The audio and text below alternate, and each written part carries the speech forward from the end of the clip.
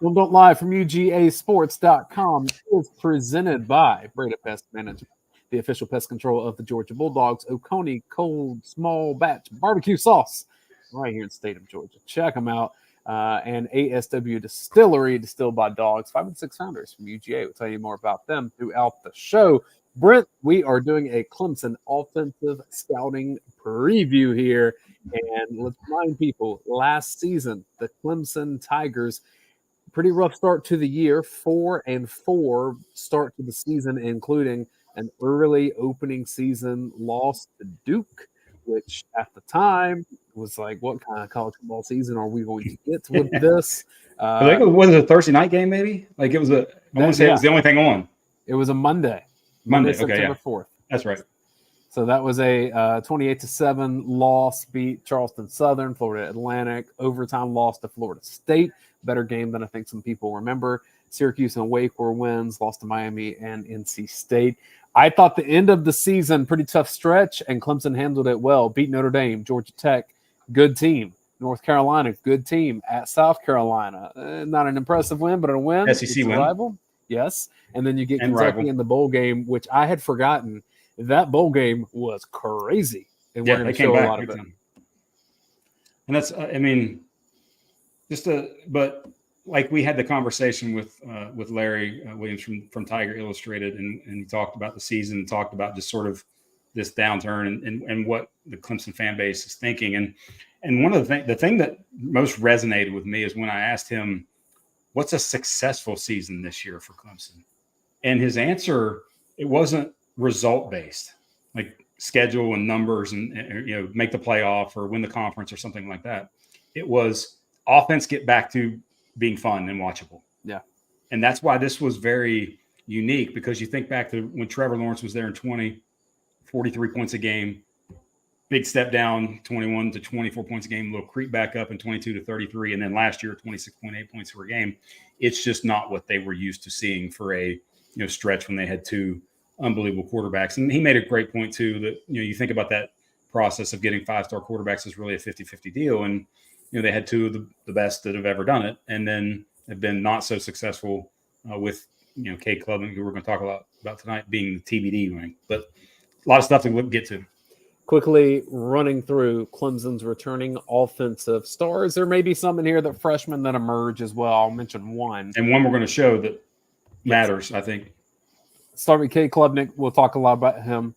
290 completions out of 454 attempts, 2,844 yards, 19 touchdowns, 9 interceptions. He did run for 4 touchdowns, so he can move a little bit in the pocket, get on the edge. I wouldn't necessarily call him a running threat, but he is mobile enough. We'll put it that way.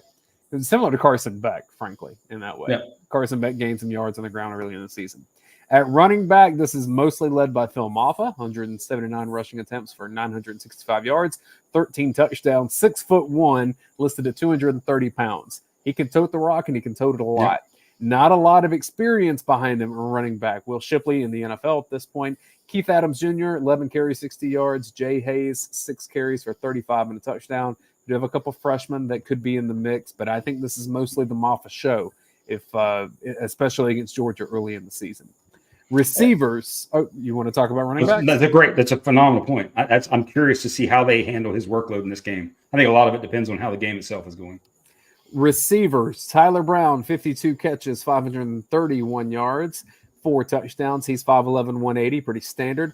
Troy Stellato, 39 catches, 337 yards, a touchdown, 6'1", 190, same profile. Adam Randall's a little bit bigger. 22 catches for 250 yards. He's 6'2", 225, so you can get a little more physical with that kind of weight on him. Antonio Williams, 21 catches, 208 yards, 2 touchdowns.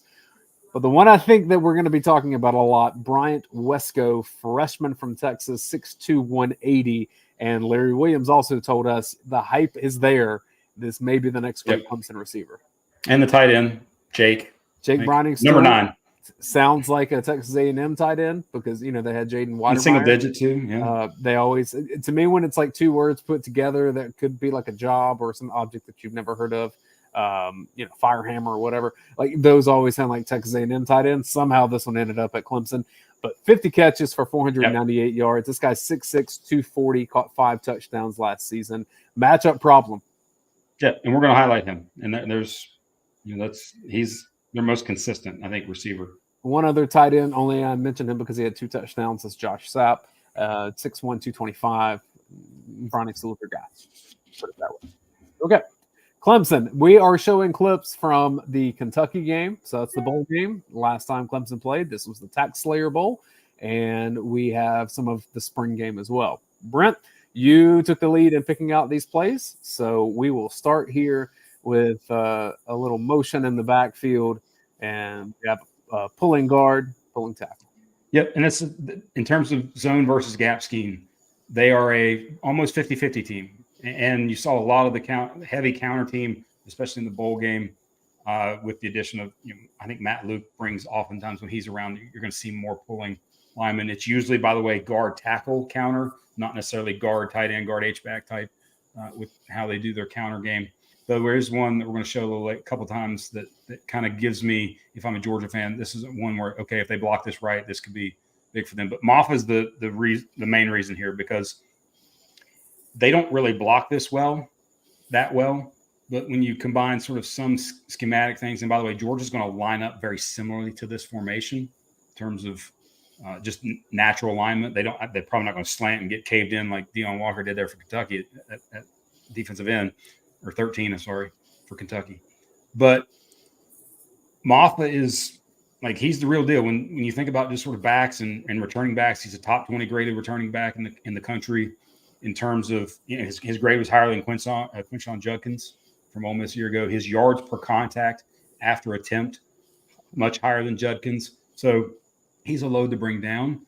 And the interesting thing was, you think about their season last year, how Shipley missed the Notre Dame game. Larry pointed that out. And Moffa had like 35 for 188.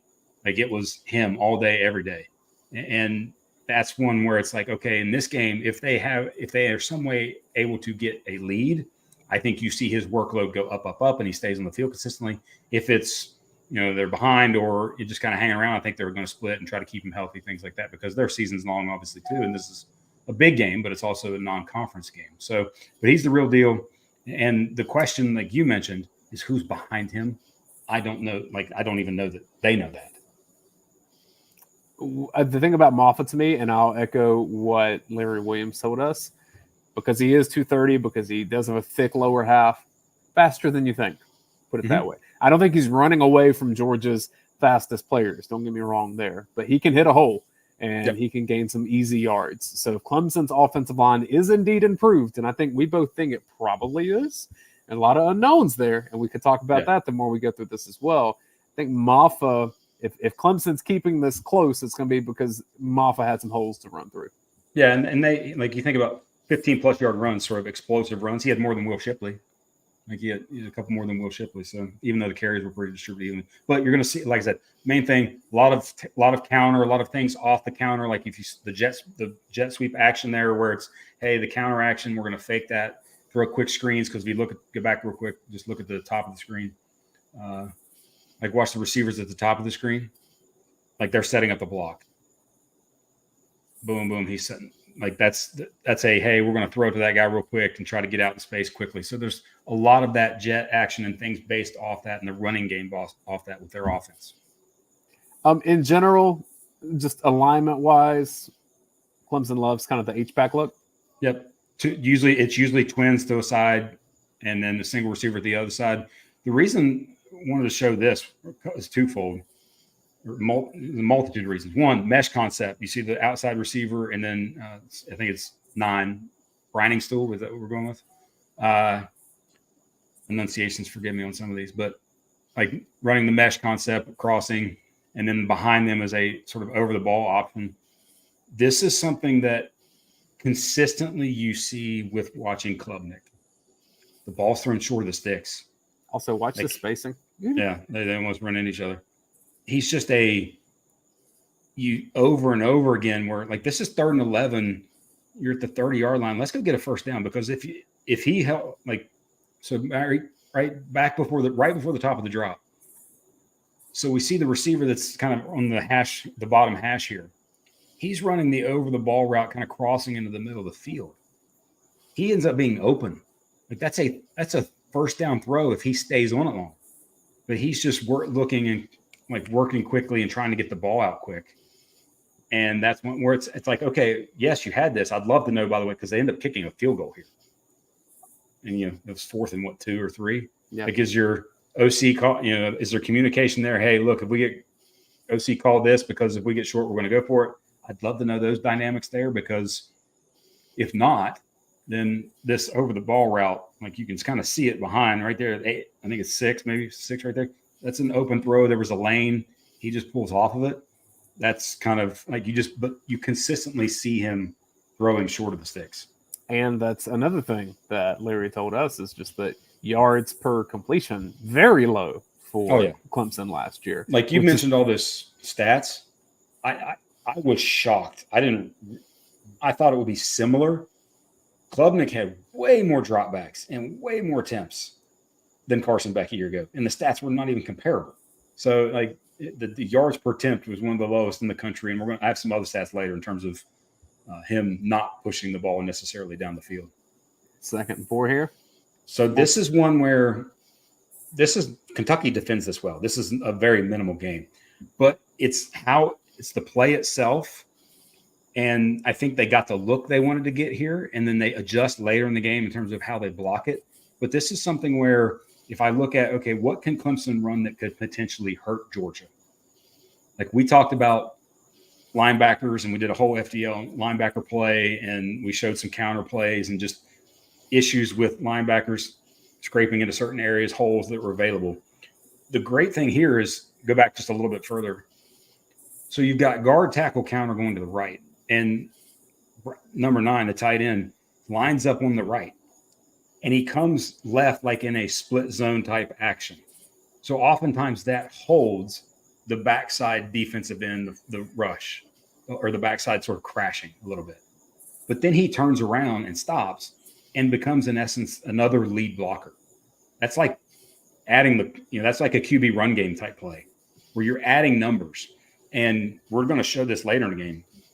It's one of those, what we often term perfectly block run plays, where you just get the running back is untouched for a huge game, and they hit it later. And that's one where I'm watching this. I'm like, okay, what are things that could potentially hurt Georgia if they don't play it well? I think they will play it well. Kentucky played it well here, but they didn't later in the game.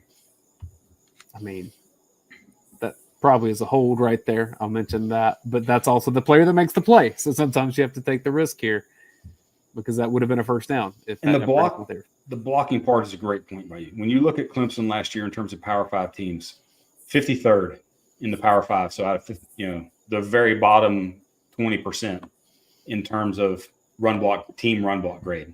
And yes, and we're going to point out some of the pass pro issues and some of the pressure things and offensive line issues. What was an issue watching all their games, or the games we watched last year, is there was always one weak link.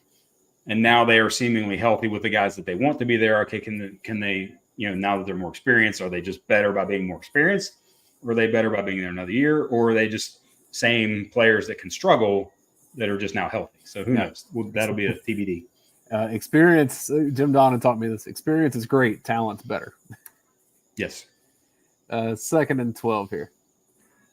A lot of this where you get a little bit of a fake, and they get Klubnik on the move. And by the way, Brent, the number 9, is most consistent target for them. 6'6", 240. It's just a very solid receiver, and very in the dealt mold for Georgia.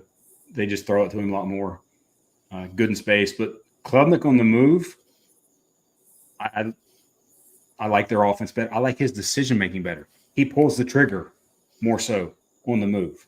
Now, there's some things with his motion that arm strength is, at least average. It doesn't jump off the page as him having this phenomenal arm. But this is a great throw here. Layered throw, layered routes, high-low, medium. Like when he's on the move, I think that's much better for their offense versus him in the pocket. Was there a recent comp that came to mind for you for Klubnik? It was difficult for me because there's potential there. I think he's a really good player. I think he's very explosive at times, very risky at times, and I could not place where I thought this might be. I haven't even thought about it, honestly, but I did think this. If I'm watching based upon the tape that I watch, he's not draftable. Like he's got there's a lot of levels of ascension and steps that he has to take from a just playing the position perspective, footwork, seeing it, things like that we're going to get into here. And it's one where it's like, okay, what kind of leap does he take? Well, we got some things in the spring game that suggest maybe that wasn't necessarily the case.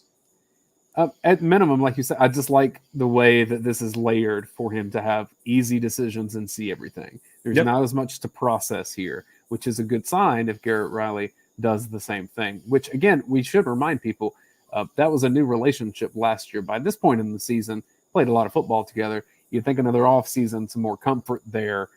That was because Clemson is usually so stable and steady with coordinators.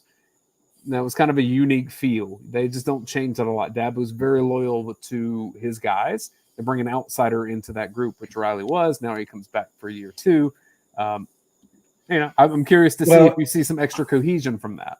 And also just more. Because now I will say the Clemson fan who watches every play of every game is going to know this way more so than me who watched 4 games and then parts of others.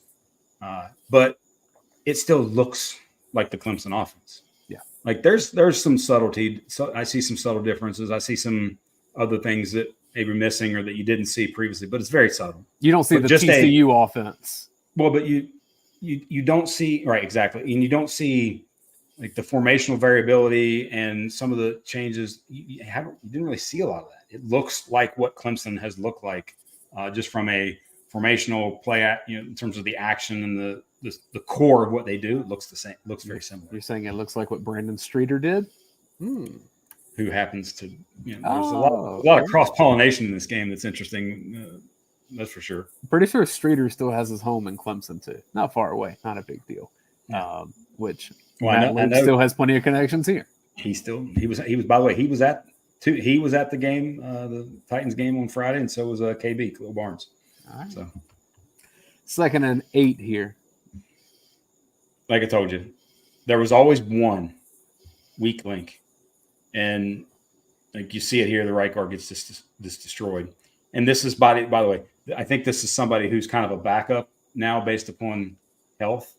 And a couple of the guys that we showed kind of getting beat are backups based upon the health of their offensive line right now.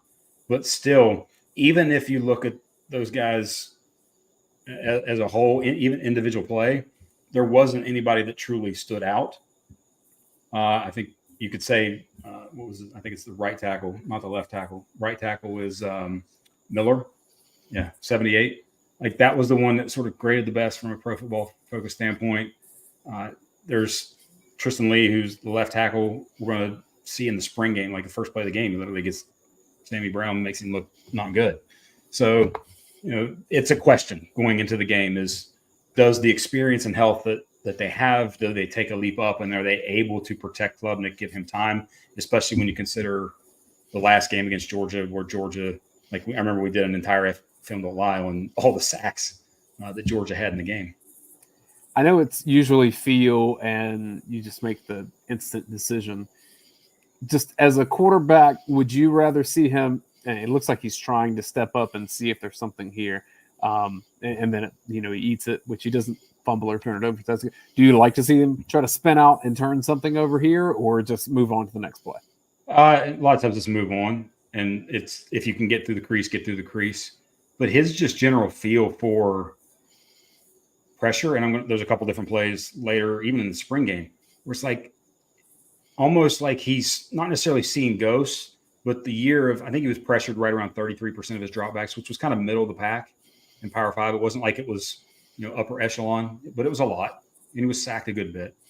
His eyes get down quick. Well, and his feel for things get down quick. And is that change in game one when he knows, hey, I've got my guys here, I feel protected, things like that. Or if you have some success early in game one. And by the way, you look at this is something that Georgia does frequently, which is a simulated pressure where the guy who was over top number 2 comes, and then look who's dropping back into coverage for Kentucky, by the way. That's 0, Deion Walker. The other big guy in the middle of the field. Yeah. That's 6'6", 300 plus, dropping back into coverage, and they still get a sack. So I count this off just to say, if Georgia gets pressure with 4, this game over. Game over. Done. Yes, I agree. I do agree with that. Barring Clemson's defense like showing out to the nth degree and keeping it much like 21, where it was the close low scoring game. If Georgia gets pressure with 4, and by the way, it doesn't mean front 4. It's just 4. Yeah. That comes from different places. Georgia runs a lot of simulated. Jalen Walker, Michael Williams stunts. And really, it's kind of a caveat that goes with any football game in a way. You get pressure with 4, your chances of victory are much better. You can turn it around and say the same. Especially if Clemson got pressure on Georgia with 4 consistently, maybe not quite game over, but it tilts the odds a whole lot. This is more outside the pocket stuff. And again, he sees things better outside the pocket. The footwork in the pocket is okay, but not the greatest, but sees things better, explosive. You can get an explosive play. Now, the sad part about this play is pause it when he hits the top of the drop, right when he comes back, looking left, just a little more, right there. Okay, right there. There are 3, not 1, not 2, 3 open guys. Like the guy at the bottom of the screen is technically open. He would have gotten hit shortly after he caught it. I'll remind people you sometimes have like end zone view access here, so we're not guessing on this based on the TV call. Yeah, I saw all 22. So the inside receiver coming over into the middle here with the white sleeve on his left arm, boom, he's open right there. As soon as he takes the look a little bit, and then there's another right there. That window, that's a big window. That's a curl route, big window. If I'm an NFL evaluator and I'm seeing that play and he doesn't let it rip for that play right there because the corner was sitting outside in the flat, the curl's open. That would get you 3rd and manageable on a 2nd and 14. Right, exactly. And it may have been right at the sticks. And I don't know if that's not trusting what he's seeing, not trusting his arm, being overprotective of the football, whatever it is. He got out of the pocket and made a great play. But in terms of rhythm of the offense, what was going down? Like I said, the corner's sitting on that. He throws that. He's going to, catch it a couple steps later, get hit. But it's a throwable ball. But it's one where if I'm truly evaluating that as the coordinator, I'm like, okay, Cade, let this rip, bud. Open, let it rip. Open, let it rip.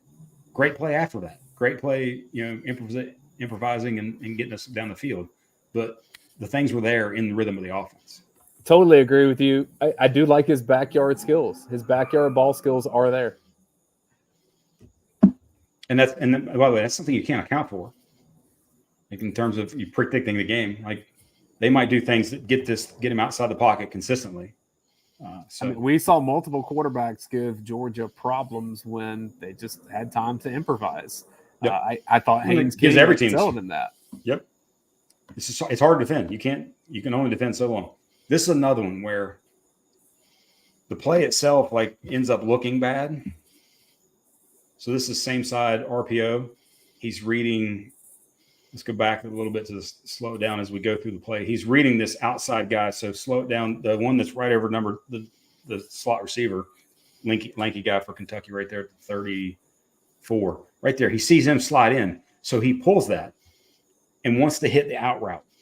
That's the inside guy. Boom, right there, quick. He wants to hit that. But as he steps right there and looks, the corner is, and this on the big picture, the corner squatting, straight squatting. And the receiver on the outside is flying by the corner. Nobody around him. No, the safety is doing all he can to get over there. He should, that's one of those where he's staring right at that. I think he's actually semi-seeing the defender versus reading the defender and ripping it based on the defender. And if you're looking more so your guy and seeing stuff in the background, you're not seeing the entirety of the field. And that's one where he's just got to rip it. You've got to rip that when you see that, because that was a borderline touchdown play that Kentucky, the corner did a great job jumping it. But it's what's my second option? Know that quickly, process it quickly. That's where you see, and even in the spring game we're going to get to, where it's just like that extra count of holding onto the ball. And again, that stuff can be worked on. That can be maybe all of a sudden in spring things click, confidence clicks, he feels better about his line, whatever that may be. But as you've watched the tape of the past little bit, there's no, and we talked with Larry about this, and Larry kind of agreed in a way. And how he talked about how when the third string guy came in, and he was just letting it rip, and he was the star of the spring game for Clemson. So it's an issue, that's for sure. One thing that bothered me on this play, all right, cool, I get it. Play fake, that's your job on this play. I don't know if it's the design or what, but there's no intent to become a receiver. Just kind of give up after. Kind of give up on everything. And I don't know what they're asking him to do. Like, I'm assuming that's block on that play, but there's no one to block there. Make yourself available. Would be make yourself available. Just kind of hanging around doesn't do much. Or act like you got the ball. Yeah, like run like you have the football. Like that's a minus. Like coach is like looking, hey, carrot my fakes, even if you don't get the ball. Very much so. Minor thing that bothered me, but maybe for coaches, that's a major thing. Same sort of thing here. We talk about this consistently on Film Don't Lie. Offensive line is a weak link system. And if you have one weak link, it hurts the entirety of the group. And again, this guy's another guy who I think 55 is a backup, more so a backup now than a starter, maybe rotational player. I'm not quite sure how they're going to do the offensive line, but based on depth charts I've seen and stuff I've read, he's more of just another guy. Well, and having a fresh look with a new coach with Matt Luke. Yes. Never know. But again, they're winning with 4. And that's just not a recipe for success. And this is down 11, sacked around midfield, late in the third. Like this is not looking good for Clemson at this point. Looking a little bit better now. So this is one where we got to remember, not all pressures and not all issues in pass protection are on the offensive line, and not all interceptions are on the quarterback. Like, good play design here. I think he's looking to hit 9. He wants to, hey, I'm going to keep the safety in the middle of the field, and then 9 whips the slot guy. Boom, he wants to pull and pulls the trigger. But the tight end, 44, the extra tight end, by the way, and he's also hitching way too much. So it gets hit, ball comes out, pick. So, it's one of those where there are some that are completely and utterly on the quarterback. There are others that aren't. And then also formationally, this is something that because of the way Clemson runs their tight ends, you always, to me, have to have, it's kind of an alert when there's a tight end on the line of scrimmage, whether that be in the running game or as this way, kind of a max protect extra guy in pass pro. And when you do that, they're taking shots down the field. But, sometimes that's hard to see if you're the outside, slot guy or something. You maybe don't necessarily realize that your guy's on the line too. And then that tight end's covered up on the line. He's the ineligible. He's there to pass pro. These are things that they do where, like, just in general, anytime you see, to me, tight end on the line of scrimmage with them, it's alert power type run or alert deep shot. Now, Brent, I'm going to play the voice of most of our audience Georgia fan here.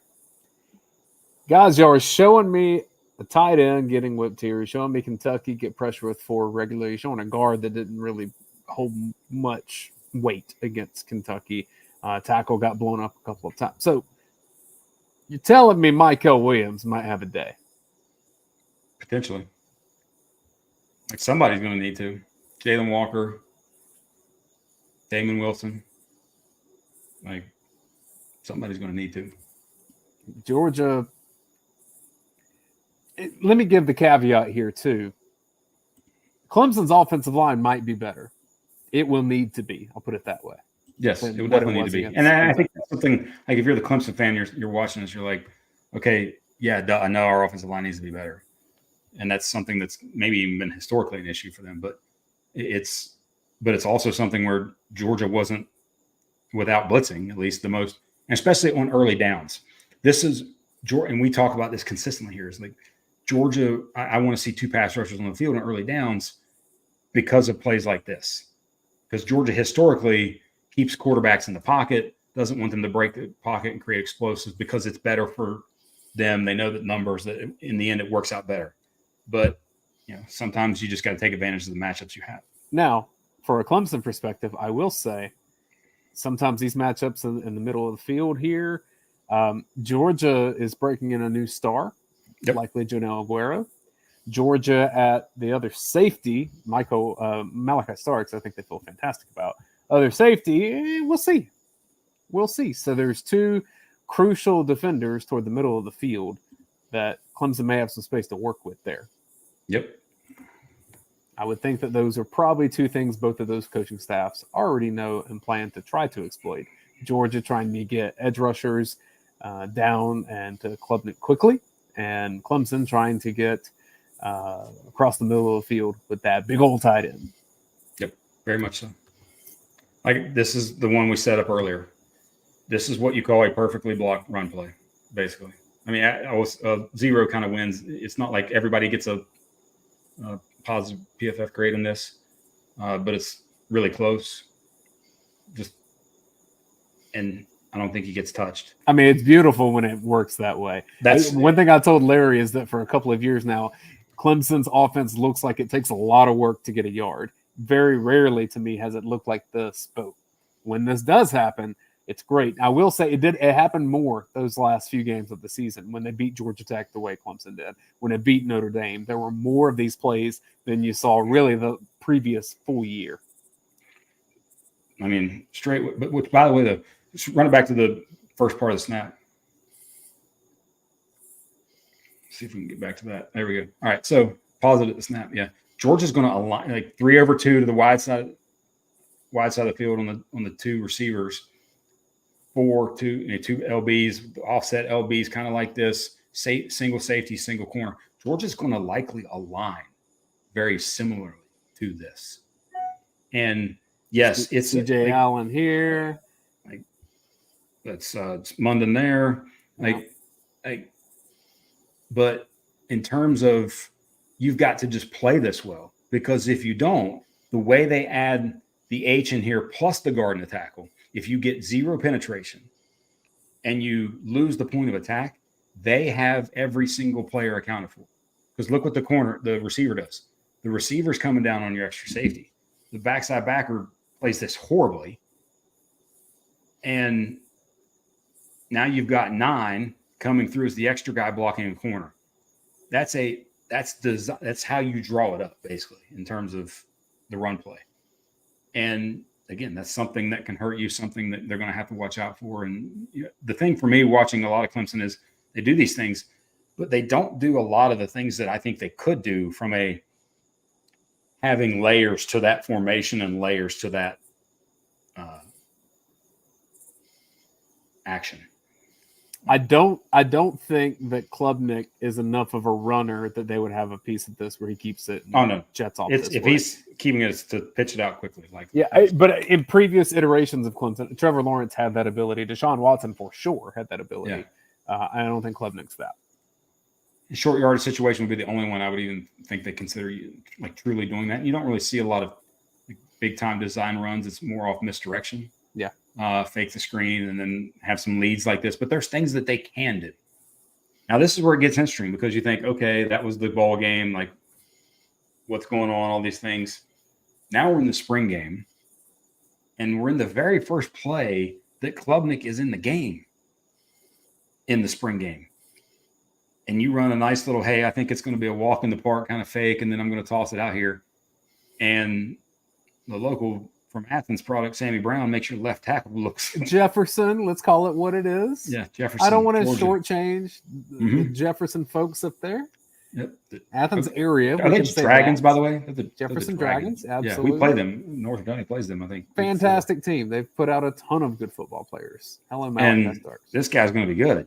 But look at the dip and the bend right there that makes the left tackle. Like, if I'm a Georgia backer, Georgia edge guy, and I see that on tape, and the tackle's doing that to a bend and dip move like that, yeah, that's not good. Again, the timing and the sense of urgency. And by the way, this is also something where you as a quarterback, look at the pre-snap. I think he's just literally thinking nothing. Like, the defense isn't going to do anything because pre-snap you should know one of them's coming.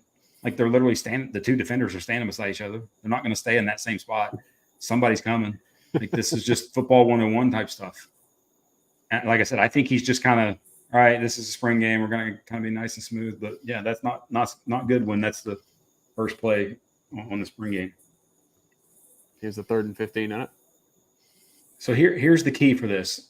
Deflections happen, and I don't worry about deflections ever, especially against your own team, because they know the rhythm of your throwing motion better than anybody. But twofold. One, the attempted target was not past the sticks. 2, does that look like somebody who's comfortable in the pocket? Like, just watch his feet. Like, pause it at the top of the drop. So we always think, all right, top of the drop, boom, right there. Why is he so quickly pulling off his first look unless he knows that? And then also, it's 3rd and 15 in a spring game, by the way. You know you're not going to get touched. You literally know you're not getting hit. And you're pushing up into the pocket like that. You're pushing up into a hole on 3rd and 15. There's not any reason to hitch up into that. No reason. Like I said, as an NFL evaluator, I'm like, what's going on here?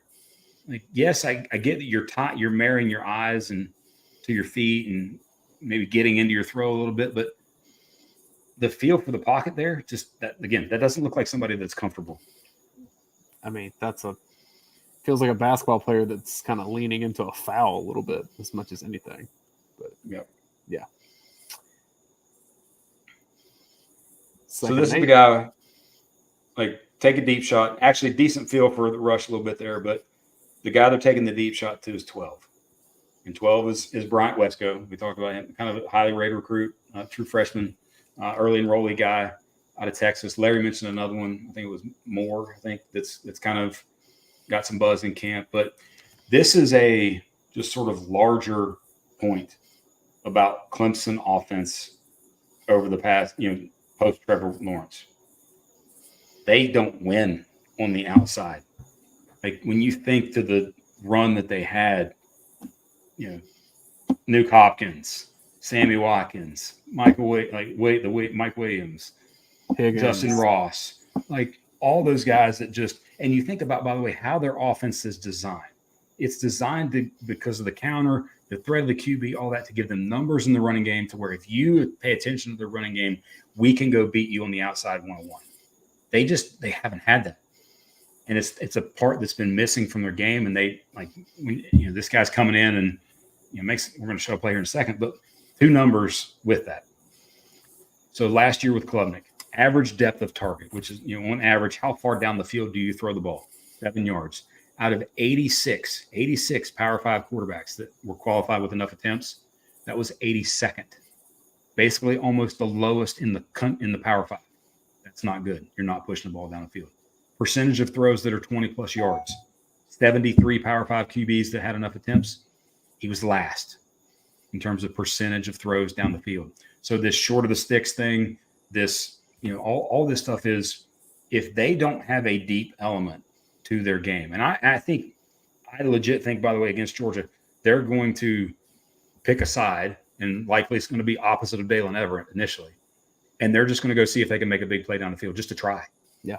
Much like South Carolina did early in that game, where it's like, hey, and even in some past iterations with South Carolina, where it's like, we're just going to throw it up to our good big receiver, Missouri even. Hey, we got one-on-one. We're just going to chuck it down the field and see if we make a play. Because especially in these games, first time of the season here, that can be the difference in feeling competitive and not early and then it getting away from you. Go back to Georgia versus Oregon. That game could have been different, but Georgia just really grabbed a hold of it. Yep. And forced turnovers early because Oregon was moving the ball. Then Georgia turned them over. Yeah. And once you get behind in some of these early season games, it's just so hard to get it back. Yep. Especially teams you don't play against all that frequently. Yep. Very true. Wesco again, though, like you talk about, ability. Does the kid as a true freshman have the ability? I mean, you hear him talk about it, in terms of commentary. And I think I heard Klubnik say, who's the one guy? He's like, Wesco, just wait, that kind of thing. Yeah. So, maybe the kid's a big time playmaker and shows out in game 1, but you never know. We're just going to wait and see. But the fact to me that they're counting on him to be potentially that is not good for their sake. But like Larry mentioned, the Randall kid, that's a bigger physical 50-50 ball type kid that hopefully they think, okay, he's making some plays and they get some of that back to their offense because it's just not been a part. The downfield game has just been completely missing from the offense, and it makes their offense boring. Like it really does. Well, easy tell for what Georgia thinks of their receivers. If you see Dayne Everett on Wesco, I'd say within the first quarter, Georgia thinks that's the biggest threat. Yeah. Now, if he starts going off and has 4 or 5 catches, then Georgia switches to him. That's just kind of reacting at the moment that happens. But if Georgia kind of starts that way, thinking that way, Georgia's not thinking very highly of Clemson's other receivers. Yep. This is the next play is one where it's like, dude, pull the trigger. Like that's what, like when this is a spring game. You're not getting touched. Throw the ball out there. Like also too, by the way, this is the part that if I'm a Clemson fan and I'm watching my guy in the spring game, I want a guy who's now by the way, he's played more snaps, had more dropbacks, and has more attempts than Carson Beck. Like, and we think about the sort of national narrative with Beck, and he's the experienced, guy coming back, all that sort of stuff. Klubnik's played more snaps, more attempts, more dropbacks. Scoot it back just as much as you can with this one. This is an easy protection call, a 5-0 protection call. There's only one guy that's a threat. Like everybody's got one-on-one, like left tackle, a far guy, left guard, center, left, all that. And they let this free. And like, if you see that, lob that thing over that guy's head. That was one where I'm watching the guy and I'm like, okay, I see some things. And then I'll see this and I'll be like, pull the screens, pull the trigger. It's almost like you see him thinking a little bit sometimes. Yes. That the comfort, confidence that you would think you would see in a returning starter who's played as much as he has, like you didn't see it here. I mean, maybe you get it and maybe, by the way, maybe he'd been pressured all spring and Clemson's defensive line is just dominant and awesome. And, there's a bit of jitteriness in his game a little bit, but ideally still knowing you're not going to get hit. Well, and the juxtaposition in the spring game, so Georgia fans know, Clemson has a walk-on quarterback that is more of the natural gunslinger, like let's go, that had some really great plays in this game. Mm-hmm. And because he just let it rip. Like it's just back foot hits, balls out. They were calling it their Stetson Bennett. Now you talk to the Clemson folks weekly, so you know a little bit more. Yeah. That's an interesting call. Yeah. And that was early in the spring. So this is he played a bunch, and this is one where this ball's dropped, by the way, and this is 3rd and 7, and this is at least at the slightly past the sticks. But again, do you see a QB right here that just looks and feels comfortable? I don't, because right there, the peripheral of, okay, my guy might be beat here, so he's coming right at me. I have to step up. I get that, but also that's wide of you. That's no faith in your guy, and you step up into it now, putting hands up, line of sight messes with your receiver, versus maybe just sliding to the left a little bit and just calmly doing that. Like it just, again, all the things that you watch in a consistent drop back after drop back, I don't see someone who's comfortable in the pocket, and the footwork is very choppy. He's very toesy. Like you hear JT O'Sullivan on the QB school talk about being toesy a lot. You don't want to see that because that's comfort, that's indecision. I mean, it's quick steps. It's not being ready to throw. Right I mean, that's hard, but it's just little things like that where it's like, okay, what does all that lead to? It leads to consistency. And when you see inconsistent results, okay, you point to things like that. But that's, I think, Larry talked about it in our interview with him. Like what do they have? It's about the offense. Like this game is about their offense. Like you think back to 3 years ago, like they had 3 points. Like this game is about their offense. And if the offense can hang around and make it a game, and Moffa becomes a threat and touches it and consistently gets 4 or 5 yards, okay, now we might have a second half game. If not, you're putting a lot of weight on your defense to keep you in the game. We are going to do a Film Don't Lie on Clemson's defense, so we can save that discussion for later. Overall offense here, what do you see as Clemson's primary strengths, and what do you see as Clemson's primary weaknesses? Strength, running back. and things that they could do schematically to have some level of advantage or create indecision among Georgia's LBs. Not necessarily that they do, but things that they can do. Those are the two main things for me. And him improvising, Klubnik improvising. Yeah. So there are three things. Because I don't see the in rhythm within the structure of an offense stuff being something that's his strength and or something that maybe they can do consistently. Unless it's things you haven't seen yet. And that's, by the way, it's 100% possible. You feel confident in your line. You got some new playmakers. You've had an off season. You have even more time in a fall camp with your OC and new O-line coach. Okay, maybe. But based on what we've seen, not so much. This may be a little bit of heresy for me to even mention this about Clemson. And I'm not even saying this is a comp here.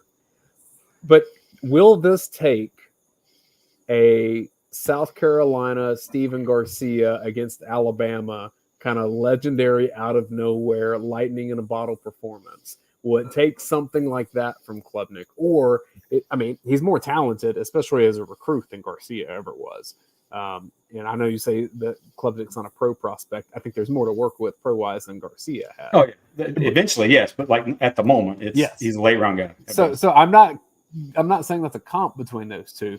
But if Clemson, as a 14-point dog here, if Clemson beats Georgia, I think it takes an almost flawless performance. Yeah, it takes him playing great. Like you're that, ideally to me, great players feels have like to be the great. gap. That feels like the gap that Garcia made up when he wasn't talented enough to do it. That's why, by the way, that's also why these games are fun. Is because if this was game 2 and we had a week of tape and you'd be like, oh, okay, these things are possibilities, and you're not just going off what was last year. Like that makes it way more interesting. Well, but when you haven't seen it, that's. I'll mention this too, because I was actually texting about this with my brother earlier today. If you go back and look at some early LSU Jaden Daniels stat lines, or even Joe Burrow in 2018, rough. It is stunning that they became what they did from some of those games. So we say this about what we've seen from Klubnik. Now, I get the spring game. That's pretty recent. There is always a chance that he's significantly better than he was, and we just haven't seen that in game. Similar to what we saw the difference of Carson Beck from game 1 last year to the end of the season. That's possible. I don't think either of us think that's very likely.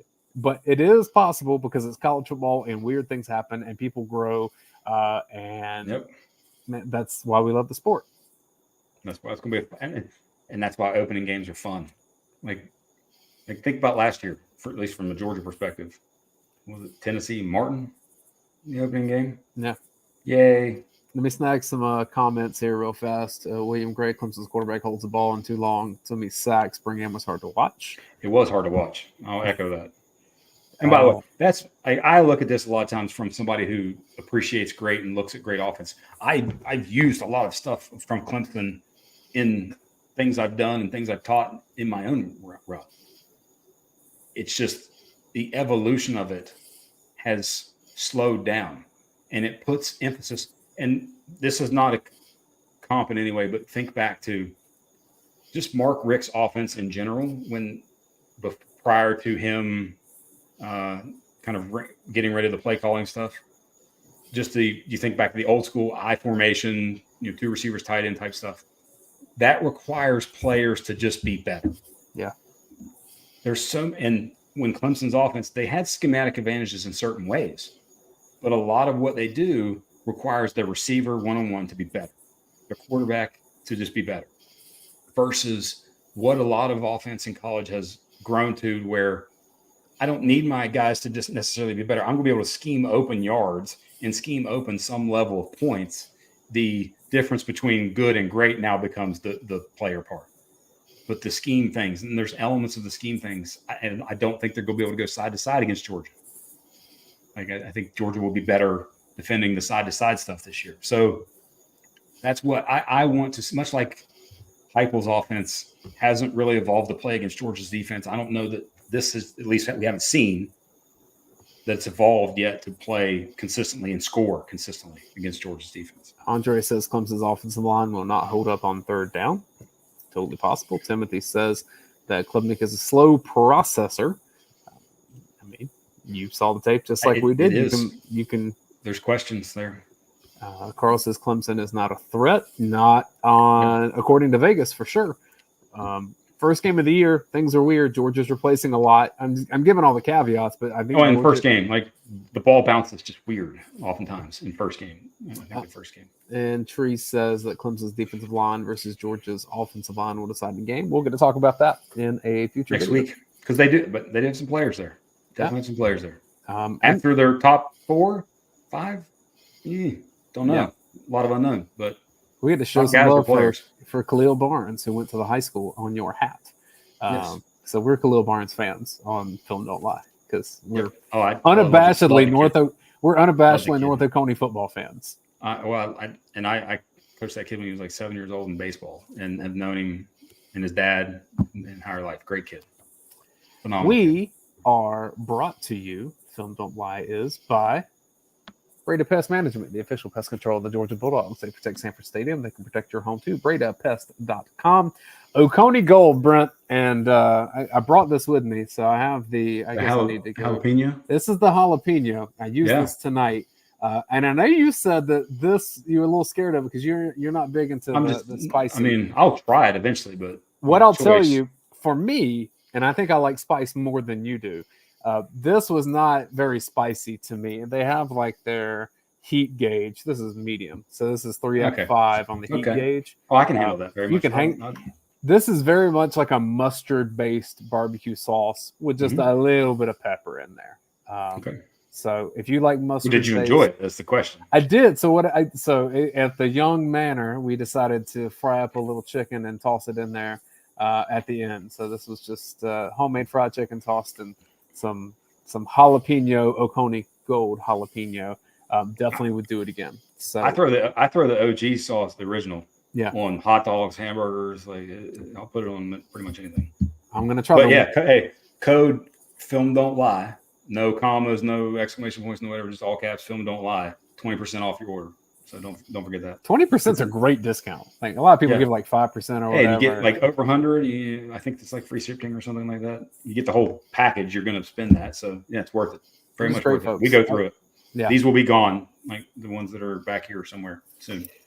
And ASW Distillery, man, they have some fun things coming up for this season. If you're in Atlanta for Georgia and Clemson, if you're a Georgia fan or a Clemson fan, you should go to one of the tasting rooms that they have because I think that will be a lot of fun. You know, the Hunker vodka that they have, any time that is purchased, a portion of those proceeds go to the Classic City Collective. They work in Georgia's NIL. So maybe the Clemson folks don't want to buy Hunker vodka, but I promise you Georgia fans do, because if you have the vodka that is made by a company that starts with T, they also give a lot of money to a place that starts with T, and that would be Texas. And so if you have Tito's vodka at your tailgate, you may be more of a Texas fan than you think, and you can change that by easily replacing that with ASW's Hunker vodka. And I'm excited to see what they're doing. I'll go ahead and tell you, here's the tease. On Instagram, I discovered the Hunker portion of ASW has its own handle now, Hunker Spirits. Okay. So I'm not exactly sure what that means, but it's not Hunker vodka. So interesting. There's a tease there. Actually, I do know exactly what it means, but I don't know that I'm supposed to say anything. So I'm trying to do my job. I mean, we're on YouTube, right? We're not on cable. You know, we're just live on the internet. No one will ever hear. If you hear what I say about ASW Distillery, just know I like the people. I like the product. They've been great to us. Partner with the people who support us. This is our Clemson preview. Man, we kept this under an hour. Pumped for that. Defense next week, and then actual game footage the following week. There we go. That's my favorite part. This has been Filmed Live from UGAsports.com. If you like what we do, please subscribe to this channel. We are the most popular channel on YouTube that covers the Georgia Bulldogs. Brent and I have been doing this for years and years now. And I put the thing on the Clemson board. So if you're one of the Clemson folk who maybe happened to join us tonight, by all means, come back for next week and the following week when we actually look at the game. We got a lot of love for Tiger Illustrated because we've hung out with Larry digitally a couple times now. Last time I went and did like a little Q&A over on their board, and that was a lot of fun. I would say he's talking about coming to Athens and playing music and whatnot. Hey, yeah. Hit us up. Let us know. Let's go watch him. Larry said he comes to Athens quite often. He plays, I think I saw a Grateful Dead cover band in there. Cool. Larry, man. Yeah, he can rock that way. You notice I said a lot of love for them and not got a lot of respect. I'm not that trained by Kirby Smart to just give a lot of respect. He hasn't even talked about Clemson yet. He doesn't want to. But I promise you that will begin to change probably even this week as we record this 2 weeks out. Yes. The focus usually turns to the opponent 2 weeks out in that first game. But look, they've done all the prep for these teams. It's just getting the players to begin thinking about it. Yeah. Georgia's ready. Clemson's ready. We're ready. Thanks, everybody, for watching. This has been Filmed Out Live from UGAsports.com. We will be back with more previews of Clemson defense next week. Until then, thanks for watching.